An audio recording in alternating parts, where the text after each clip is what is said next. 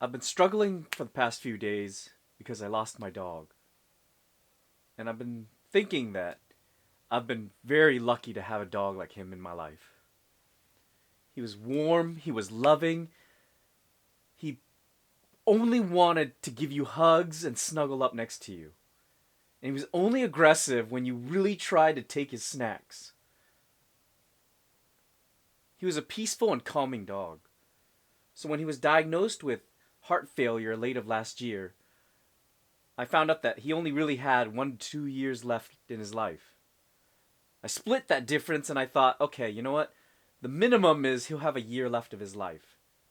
So I thought that maybe I'd have 5 months left from today to at least enjoy him in my life.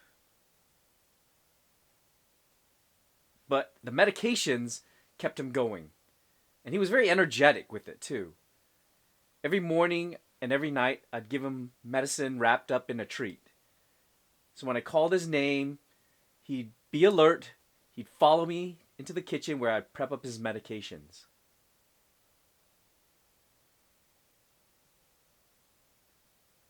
But the other day when I called his name, he didn't reply. He didn't look up, he just stood up for a little bit. And after wavering a little bit, he just collapsed. I ran to his side to see what was going on. And he was breathing very heavily. He's looking at me a little scared, and I just held on to him. And all I could really do was hold him and tell him that he was a good boy. He was my first dog, and he depended on me for his survival. And I let him down. I didn't expect him to live beyond me, but I really wanted him to just be there when I'm older. If I'd have known these were his last days, I would have spoiled him rotten every single day. But I didn't want him to get digestive problems, and I didn't want him to get overweight and unhealthy that way. I wanted to prolong his life as much as possible. I heard of a story of a vet that had a container of chocolate. Before they would euthanize a dog, they would give the dog some chocolate, with the philosophy that every dog at least deserves a chance to taste chocolate before passing away. And I promised that I would do that with my dogs before they passed away. But because it happened so suddenly, I didn't get that chance. Have you guys lost a pet before? How have you handled it? For me, right now, I'm racked with guilt.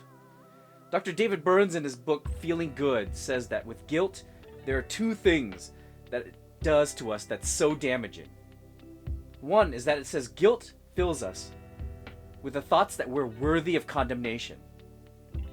Is that we think we're bad for doing something or not doing something. And the second thing guilt does is that it makes us think that we're worthy of punishment.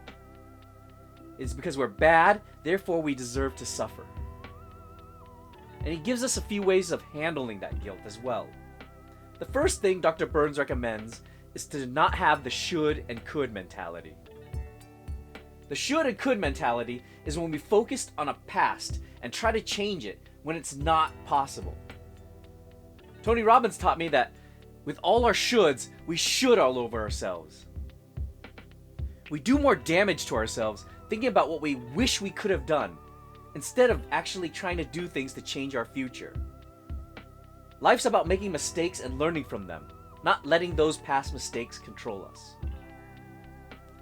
The second thing Dr. Burns recommends is to record our negative thoughts. When we have negative thoughts, they tend to circulate in our mind because we can't find a way of moving past them. We don't have solutions or clarity for it. So in order to do that, we have to document it in order to find clarity. This is the Zeigarnik effect in play. The Zeigarnik effect is that when we have complete thoughts, they tend to be easily forgotten, but incomplete ones are easily remembered. So in order to use this to our advantage, we have to document our incomplete thoughts. That way it puts a bookmark on it for us and we don't have to think about that constantly. it sort of closes the loop for us for a little bit. That way we know how to move past from it, or we learn and think about how to move past from it.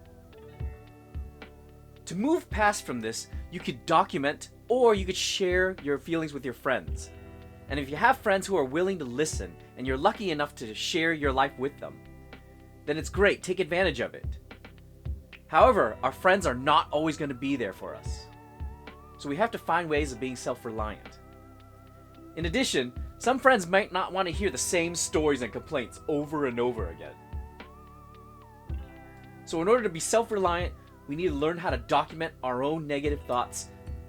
The third thing Dr. Burns recommends is to do anything meaningful instead of doing nothing. When we do nothing, we just sit with our thoughts, and they tend to be very damaging if they're negative. But if we find something meaningful and just do a little bit of it, it provides positive energy for us and for others. And we could build upon that momentum.